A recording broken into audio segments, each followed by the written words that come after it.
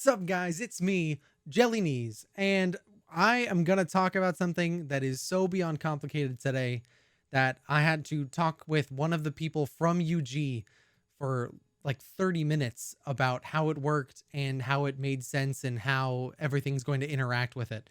So that's going to be the loadout system. But first, I do want to ask that if you guys are enjoying the Ethereal content, please hit subscribe, as I'm going to be posting daily for the next couple weeks or so, and we'll be able to get that all for you, and you'll be able to learn as much as possible going into the game. But with that being said, let's talk about the loadout system. So with this loadout system, there's two main components. There's the combat tactics, and then there's the slot points themselves. So first, let's talk about the combat tactics. Right now, we see that there are 4 combat tactics, being assault, protect, reinforcement, and demolition. Underneath each of those combat tactics, there is a colored box with a number in them. What that is that the colored box symbolizes what color is attached to it, and the number inside is how many points that color costs. So if we look at the slot points and the stats that we have inserted there, we see that the penetration is green. So that green penetration cost us 2 points. The blue attack speed cost us 3 points. The white lifesteal cost us 1 point, and the green lifesteal cost us 2 points. If we add all of those together, we can actually come to that the system will have 8 points total that you can add into there, assuming that this is accurate and that the point totals reflect what's actually in the game at this time. But so what each of those colors mean in comparison to the stat is on the right side. So we have the penetration showing 1, 4, and 10, attack speed showing 1, 4, and 10, and lifesteal showing 1, 4, and 10 in white, green, and blue. So what those boxes mean is that the color corresponds to how many points that color costs, and the number corresponds to how many of that stat you're going to get. So the white 1 will give you 1 penetration for 1 point. The green 4 will give you 4 penetration for 2 points. And the blue 10 will give you 10 penetration for 3 points. So that's the main 3 stats that you're going to have in each tactic. Now the stats themselves will be different, but the amount you get per point is going to be the same across all the different tactics. So the 4th stat, though, is going to be a custom stat. This is something that you're going to be able to choose a stat from any of the other combat tactics and import it into this build or this loadout that you're going to have. In order to do that, because that is kind of strong, being able to just steal a stat from somewhere else, you're going to have an increase in cost for that stat. So let's just say that this custom stat is critical chance. So the green 1 means it's going to cost you 2 points for 1 critical chance. The blue 4 means it's going to cost you 3 points for 4 critical chance. And the purple 10 is going to cost you 4 points for 10 critical chance. So that's just the caveat of having a custom stat that you're going to be charged more for that custom stat. If we look at what the stats are for this particular build, being penetration, attack speed, and lifesteal, we kind of are able to assume that the assault combat tactic is the one we're looking at, based on the fact that protect and reinforcement don't really go with penetration, attack speed, and lifesteal, and demolition to me just doesn't quite fit that theme either. But I'm happy to be wrong about that. Towards that end, we don't know how many different loadouts we're going to have. However, it was stated in the Discord that they're going to be changeable and editable in the champion select or the myth select of Ethereal, so that I can go in and say, okay, I want the assault tactic with 5 penetration and 1 attack speed, whatever it may be. So it's good that those are going to be editable throughout the course of myth select. And if it wasn't, they'd have to basically give us unlimited builds. But they haven't decided one way or another if they're going to give us unlimited that we can just have preset, or if they're going to limit it to a handful of presets and then you can buy more with their in-game currency. So after covering all of that, I did want to go through and explain this in a way that I think might be a little bit easier to understand. And I think it's the numbers on the bottom left that make it a little more tricky. So what I did here is I made it that just the colors tell you exactly how many points they cost. So white equals 1 point, green equals 2 points, blue equals 3 points, and purple equals 4. This way you're not, at least in my head, seeing the colored boxes with a number and then colored boxes on the other side with a number just got confusing, and it was hard to differentiate between the two. So I figured I'd give you a key or a legend on the bottom left, and then the right side shows you how many of the stat for the color that it corresponds to. So if this is easier, I'll have this posted in the description for you so you can look at that and anything like that. One thing I did do though is I went through and I took a guess at what the stats would be for each of the different combat tactics. So for the assault, we already know that it'll be penetration, lifesteal, attack speed, and whatever fourth custom stat you'd like. In my mind, this combat tactic is going to be useful for the marksman and any type of melee carry. So probably any type of carry, damage carry. So the Reapers might be very good with this, and potentially the Knights as well, and Sky Slayers. But it really depends on the individual kit of the myth to really determine, I think, which combat tactic they're going to prefer. Then we have the protect tactic. In my mind, protect is kind of going to be your tank, the person that steps between you and damage. So I went with more of the tanky stats on this, and then it's going to have armor, magic resist, and health as the 3 core stats to this combat tactic. I really think that the berserkers and the knights are probably going to be the 2, and any tanky clerics that we get are going to be the 2 or 3 classes that probably use this the most, at least initially. But who knows? We may get tanky Sky Slayers that'll prefer the protect tactic over something else. It's really not determined by class as much as I'm making it sound like that. It's just, I think, an easier way to think about it with what we know so far. The next combat tactic is going to be the reinforcement combat tactic. This to me is regen of some kind. You're reinforcing yourself. So it's health regen, mana regen, and movement speed.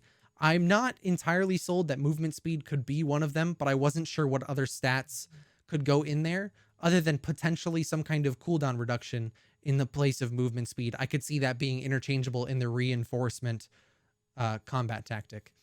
And I think this could go well with the protect tactic as well, that you could get some tanks kind of mix and matching, or you could get any kind of person who wants to do something sustained over long periods of time.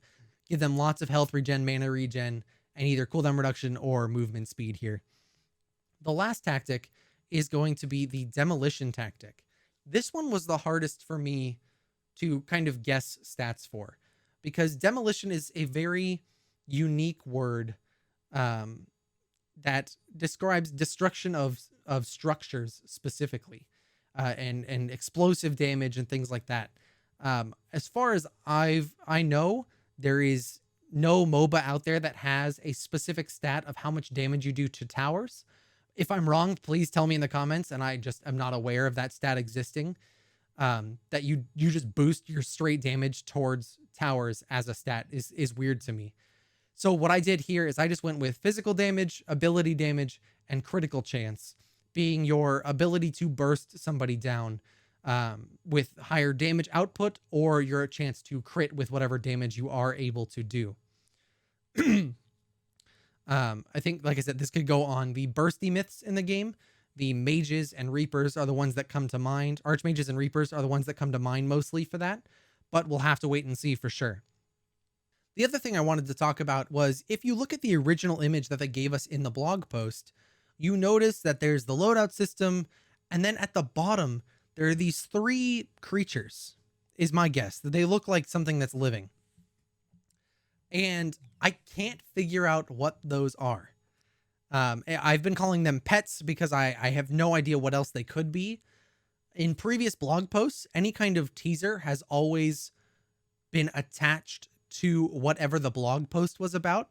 For instance, I think the gems were for the ranked system, so it's in the account progression blog post. So in some way, these are tied to the overall loadout system. My guess is that the pets here are tied directly to which combat tactic you pick. So we're going to get a little tinfoil hatty here and talk about what I think truly these pets are going to do based on the combat tactics themselves. So to remind you guys, we have the assault, protect, reinforcement, and demolition combat tactics. If we look at each of these, there's nothing really that necessarily gives them away in any way, shape, or form.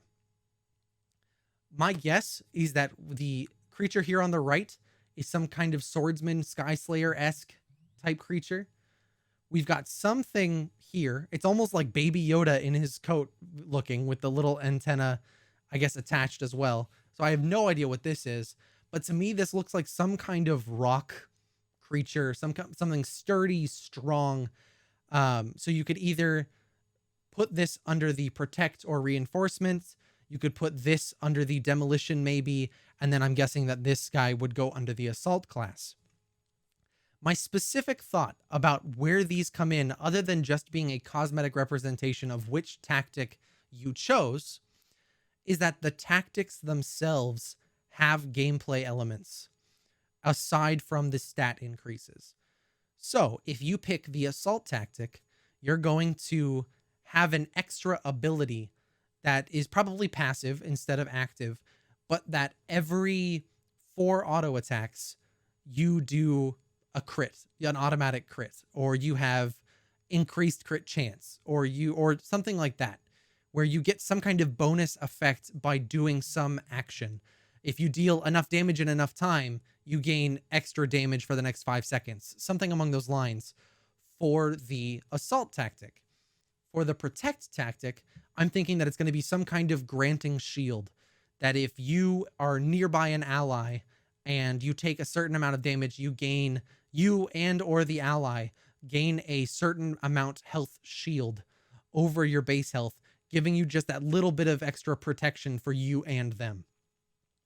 For the reinforcement tactic, I'm thinking that you boost your regeneration quickly for health, mana, and either movement speed or cooldown reduction. You boost that very quickly over a short period of time to benefit yourself and reinforce yourself.